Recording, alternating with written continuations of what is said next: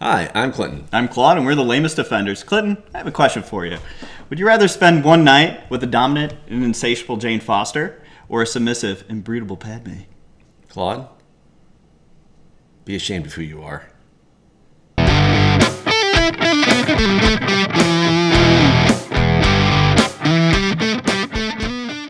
Hi, Thanos. We're the lamest offenders. I don't even know who you are. We have a small but dedicated fan base. Be sure to visit our sponsor at BaskervilleProductions.com. Welcome back, everybody. So we are reviewing Thor, Love and Thunder, and this one was a bit of a snore. Review's over. But honestly, so there's some good things. There's some good things, and there's obviously some bad things in this movie. It starts off with Christian Bale's gore on his home planet, and he is him and his daughter are suffering from basically it's just an arid desert. Their gods have betrayed them. They don't have any resources. Yeah. Everything's dried out. So it's just nothing. I was like, man, this movie is really starting off as a I know it's kind bummer. of starting off like Guardians, honestly, like Guardians of the Galaxy. His kid. I mean, this is a spoiler review. Yeah, big spoiler review. Yeah. So she dies. So it's a child's death immediately, and I was like, okay, yeah, this is great. Good summer blockbuster. And then he goes. So she passes away. He buries her. It was a really crappy grave. And then he... Yeah, why don't you try harder, gore? Yeah, come on, guy. And he eventually gets to Eden, basically. Yeah. And that's where his god is there. Yeah. And then Christian Bale's gore is like, oh my God, thank God you're here, blah, blah, blah, I worship you. And the god is just an asshole. Yeah, it's like, we'll always get more followers. It doesn't matter. We'll just get more. Like, he doesn't care. Yeah, and then that's where the Necro Sword... chooses Christian Bale to end the life of his god, and that's where it's just building up for him to be the main baddie because his plot is pretty good. Gore is just like the comics. He wants to avenge his people and especially his daughter's death because he feels like he's been betrayed by the gods. It makes sense. Yeah, it's a very simple story. A very just straightforward. Okay, we got it. He has motivation. Yeah, we understand. Christian Bale nailed the acting. Obviously, he was insane. Yeah. He was so great. It was awesome. Then it fast forwards to present day. Well, maybe it was present day already, but basically it's Korg telling the story of Thor. So they kind of rehash what his entire story's been so far, and then it shows him basically meditating. And you've seen it in the trailer with the Guardians of the Galaxy, because at the end of Endgame, he goes with them. So Thor is no longer fat. He's got long flowing hair again, looking chiseled and handsome. And Guardians of the Galaxy are fighting for these people because they want to free their temple. And then it's kind of a stalemate. So they need Thor to get off his ass. Code. Yeah, they need cheat code to show up. Overpowered superhero, and that's when Thor shows up. And then you told me after we saw the movie that this just made you want to watch Guardians of the Galaxy instead. I just wanted more Guardians. I really didn't. I don't know. I've never been a huge Thor fan. He's a really interesting character. I love him more from Norse mythology. He's more interesting that way. But I just he's just so one-dimensional. Yeah. And they're trying so hard to steer him into a comedy or a comedic trope kind of thing, and it's just like... I know. That's why one of the reasons this movie doesn't work as well as it did for Ragnarok, because Ragnarok breathed fresh air to it, and then this one just seemed like a worse version of Ragnarok. It took everything to 11, to quote Spinal Tap, and it was just unnecessary. It was Ragnarok succeeded, I felt, because it was more subdued comedy. The beats were better, and this one just. And that's honestly probably the biggest thing to why this doesn't land very well, because you had Mark Ruffalo's Hulk, and Mark Ruffalo is a tremendous actor, and he's got some comedy chops in this. And then with Natalie Portman, who is a tremendous actor, and then obviously... So she gets... No chops. her comedy skills in this movie, and I get it, Jane Foster is a woman of science, she's awkward already, but it's just... There was... moments where her comedy just it was awful and it wasn't the script, it was literally the acting for it. She doesn't have timing. Chris Hemsworth's got timing. Tessa Thompson's got timing for the most part. Obviously Taika Waititi, as Korg, it's all about comedy. But for Natalie Portman, that was a real bummer for me, because I was wondering how this would work as her, as a mighty Thor, and it was a comedy, and she was the worst part, honestly. She was so boring. I mean, she's a great dramatic actress. Oh, she's one of my favorite actresses. She's yeah, very good. But yeah, it's just like I was trying to think about. Has she been in a comedy? I don't. Oh, she yeah, was in Your Highness. Your Highness. Yeah. That was okay, but she was serious in that. Like, yeah, exactly. She was like serious. Yeah. So she was the hero in that. Like, yeah, she doesn't seem very fun at parties. We'll just say that. But she seems like a real black swan. Yeah. And so in this, it follows the comics pretty closely when it comes to her becoming the mighty Thor. She has cancer, and then I thought it was kind of stupid, but they show her and Thor breaking up, and I guess that makes her worthy of it. Of Mjolnir, because sorry, no, go ahead. I was say like because he was just like, hey, he's talking to Mjolnir, and he's like, hey, you got to protect her. Even when I'm not around, you got to make sure you protect her. And then the crest thing lights up, and that was it. So it's like, okay. It's like, okay, and then she goes all the way to New Asgard, and she basically steals her hammer. I feel like that should have preceded that scene because she gets the hammer, like she just walks up to it, and then all of a sudden she just gets it. Yeah, I thought that was stupid. Like, what? That's kind of dumb. Like, let's just rehash their entire relationship first. That's why it didn't work. Yeah, because I guess anybody can get Mjolnir if they have cancer. Yeah, the big K. Yeah, I felt like that was like, oh, okay, that's why. But it's also like just put it in sequential order. Like, don't Tarantino this. Like, that's kind of dumb. I didn't care for that. I don't know. This is my personal thing with, like, the Mighty Thor, like Jane Foster. It kind of seems selfish for her to artificially prolong her life by getting Mjolnir. And that's kind of what it feels like. And it's even more like that for the movie. She's like, no, I want more time. I'm going to be Mighty Thor. But you got to stay into that Thor form because it's fast-forwarding the prognosis of her cancer. Yeah. And I'm like, okay, whatever. And then that's fine and dandy. Now she's teaming up with Thor, and they're about to... What happens, too, is Gore wants to find Thor because he's a god. And then so one of the big action scenes in the movie is he invades New Asgard, and he has a bunch of shadow creatures who look just like the symbiotes in the Absolute Carnage, the Null symbiotes, where they're all just basically creatures, and they're shadow monsters in this, but... It kind of reminded me of that. I was like, man, I really wish Sony was better so you get a good movie with that, but they're not. And so Gore's whole plan, so he can't beat Thor in a one-on-one battle because Valkyrie's coming, Jane Foster's Thor is there. And then for whatever reason, he just decided to go straight up pedophile, and he captures all the children. Heimdall's got a son now who's... Axel. Well, his name's Astrid. But he wants to be called Axel because this movie is a love letter to Guns N' Roses. It's a Guns N' Roses music video. That's what this movie was. I haven't heard this much Guns N' Roses since like '92. Yeah, I don't want to hear it. I didn't want to hear it then. No, so we got enough crappy songs on the radio station. That's what they must have had a big paycheck with that. So. Yeah. Oh, I'm sure Axel loved it. Yeah. And I made the joke that Axl Rose has got the same body type as Russell Crowe in this movie as Zeus. Yeah. Anyway, let's actually talk about the other god, Zeus, since we brought him up. Sure. So I guess they go to Olympus. Is that what they officially call it? No, they called it Omnipotent City. Okay. Omnipotent City. Like I think they try to get cute with the word, but I'm just going to call it Omnipotent City. Yeah. So they're there, and then so Thor wants their help, these gods, to help him bring down Gore because Gore's hunting them all down. And then Zeus, who was my favorite part in the entire movie, Russell Crowe, man, he just killed it. Russell Crowe, he was hilarious. I'm going to lean into the camera so you understand my point. Like, he was hilarious.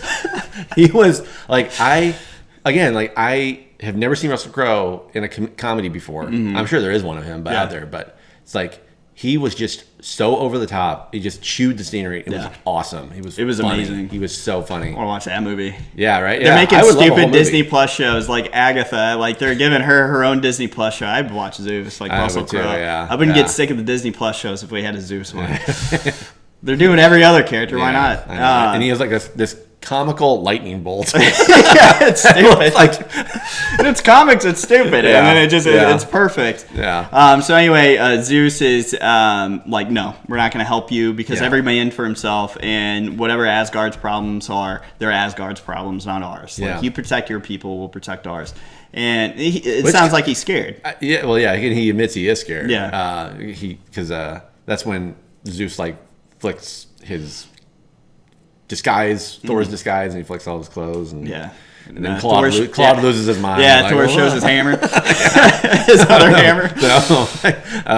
But no, it's just like, that scene, I don't know, it was good, but it was also just too much. Like, because Valkyrie and Mighty Thor, Jane Foster, were just like, all right, we're just gonna take him down. It's like, okay. And the worst part is they do. Yeah. Like, they steal the lightning bolt because the gods won't help them. So they say, all right, we're just going to steal that lightning bolt. That lightning bolt's the key. So they steal it, and then they are carted away on the Bifrost boat with these 2 goats. And Taiki, we've got to talk about the goats. So they have like that. It works in 3s, not 37. Like, don't have the goats scream 37 times during the damn movie, because that just drove me insane. Yeah, like, it was funny at first, but they just kept doing it every time you see these stupid goats that are screaming, and I was that makes me wonder too. I'm like, how much of this was actually Taika Waititi's movie? Because his movies are awesome, and I'm like, how much editing did Disney do? I don't know when it comes to the goats, because I'm like, they're gonna sell merchandise on that where it's like a Baby Yoda type thing, like. And I'm like, any problem I've ever had recently with all the Marvel stuff, I think it all stems back to Disney. But that's a entirely different video. So they end up stealing the lightning bolt, and they're going to free the kids from the pedophile Gore. The Groomer Gore. Yeah. The Gormer. Right. So his whole plan is to steal these kids so he can lure Thor, because the key is Stormbreaker to open the key to into the middle of the universe, and his plans are written on notes, and then Thor just discovers them. So that was kind of weird. And his whole plan is to bait Thor. And then all the while you'll find out, Jane Foster is dying more rapidly the more that she is Mighty Thor. And then you have that romance basically saying, oh, I love you, Thor. You're great. And they rekindle things. And like, I got the big K. And then so that's when they're like, all right, we're going to fight Gore, rescue the kids, whatever. And because this movie's kind of quick. Like, yeah, it moved very quickly. I feel like was it even 2 hours? I don't think it was. Yeah, it was just under 2 hours. And honestly, they probably could have cut 10 minutes more. Yeah. Because I was just like, let's wrap this up. I'm like, because the emotional beats were actually pretty good. It was the comedy that I had the biggest problem with in this movie. It was like, it was so cringy at points. Yeah. Like, is that what you're trying to do? Because mission accomplished in that regard. But it's like us. Yeah. But it was just like when Thor's talking to Jane, and they're like, you can't use that hammer anymore because it's going to kill you, and I don't want to lose you. Like, I can't lose you again. Like, that moment was really, it was nice. It was like, okay, like, great. Let's have more of that. Like, I feel like the comedy should have supplemented the drama, not the other way around. And it was just, or the story rather. I don't know. It was just Taiki. I think Taiki, was busy with some other things, evidently. So yeah, he's in these big 3-way kisses with Tessa Thompson, his girlfriend, which good for him, man. That's an Alpha Chad move. So I feel like the actual like behind the scenes is probably more interesting than this movie. Oh, hell yeah! So it's just Natalie Portman's got dots over her arms to make her CGI muscles. Did you see that? I did. Yeah, that was pretty funny. But whatever. I guess you can fake it. Yeah. Work for 300. So then their first attempt to rescue the kids ends up failing because Gore ends up getting Stormbreaker doing this big thing, and then Valkyrie gets stabbed, and I was hoping she was going to die. I literally said thank you. when Gore did that, I was like, thank you. Because some of her stuff was just, she was annoying to the point where I don't know. I didn't like any of the characters in this movie. Like, I honestly, besides the Guardians, I didn't like any of them. Really? I like Thor. Thor kind of, I don't know. Bummed you out? Thor was a bore. Ooh. Yeah. So, like, I don't know. I just didn't. I was just kind of like, this isn't. I don't know. Something was off. Something was off about it, and felt like I don't know who wrote it. Like, I don't know. Taiki and some other guy. Man, they must have been stoned out of their mind because some of it, like, it was simple, but it was almost overcomplicated to a point where it was just like, how do you mess up like that? I feel like it should have just been Gore and Mighty Thor. Jane Foster should have been another movie. Yeah, like, I feel like you don't need this because, like, I don't know. So I would have done it like this. And then come on, Marvel, call me Marvel or Disney. Yeah, That's a bad improv. Here we go. Better improv.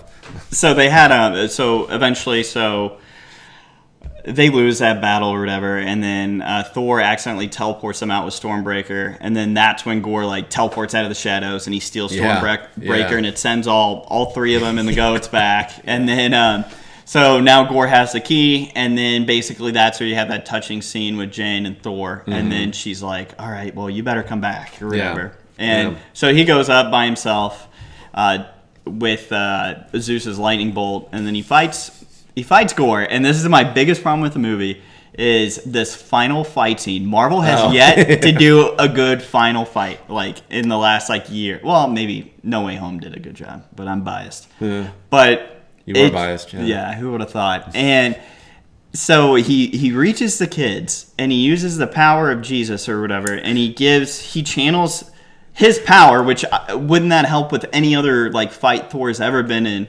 He gives the children some of his powers. So all these kids have lightning powers. They have like lightning imbued weapons.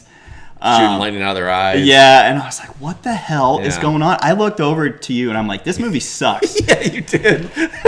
Because now you have have a bunch of kids fighting, and it's like, I don't know, the power of children or whatever. Yeah. And it was stupid. It's one of the like. I thought the whole kid subplot thing was kind of dumb. Like it was dumb. I thought it was very so dumb. stupid. I'm just like, I don't think Gore would do this. I don't think he would care. No. Like, I don't know. Like, if he can dip in and out of shadows like that, why would you kidnap children? You don't need to do that. Yeah. Stupid. It was just dumb. I don't know. I thought it was a stupid subplot, but I mean, kind of fast forwarding, Thor obviously wins because Jane Foster comes back as Mighty Thor, so she's got a death ticket because it's going to fast forward her cancer. Blah, blah, blah. She dies, whatever. And then... it was much rejoicing. Yeah. It's like, I don't care at this point. Let's just wrap this up. Yeah.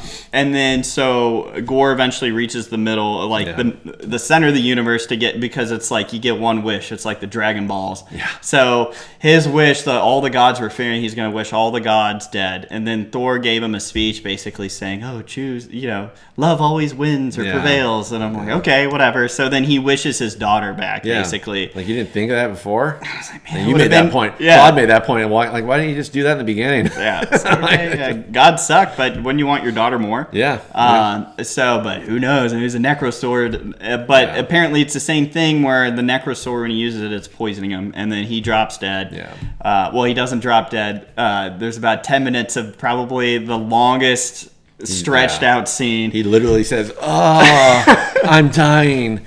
Like, Christian Bale, sir. Yeah. You won an Oscar. Yeah. Don't do that. And then Natalie Portman's in the back.